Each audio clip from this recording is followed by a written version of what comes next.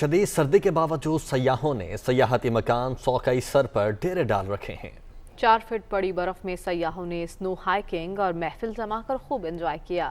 برف سے ڈھکے مالم جبہ سوات کے اس خوبصورت علاقے سوقئی سر کے بارے میں دیکھتے ہیں سوات سے سلیم اطہر کی رپورٹ۔ مالم جبہ سوات کا سیاحتی مقام سوقئی سر سنو ہائیکنگ کا بہترین مقام آج کل سیاحوں کی توجہ کا مرکز بنا ہوا ہے۔ قدرتی حسن سے مالا مال سوقئی سر تک پہنچنے کے لیے سیاحوں کو مشکل راستہ طے کرنا پڑتا ہے۔ سوات میں جہاں پہ گرمی میں اتنی خوبصورتیاں ہیں تو اسی طرح سردیوں میں یہاں پہ جو برف باری ہوتی ہے اور پھر برف کا جو مزہ ہے وہ میں کہتا ہوں کہ پاکستان کے کسی حصے میں بھی نہیں ہے۔ اتنی خوبصورت نظاروں کو دیکھنے کے لیے یا اتنی مشکلوں کو سہنے کے بعد آپ جب یہاں پہنچتے ہیں تو بہت زیادہ مزہ جو ہے وہ آپ کو آتا ہے۔ برف سے ڈکی چوٹی پر پہنچتی ہی سیاح موج مستیاں کرتے دکھائی دیتے ہیں۔ پاکستان کی خوبصورت سیاحتی مقام قدرتی نظاروں سے محبت رکھنے والوں کے لیے قدرت کا انمول تحفہ ہے۔ سوقئی سر بھی انہی علاقوں میں سے ایک ہے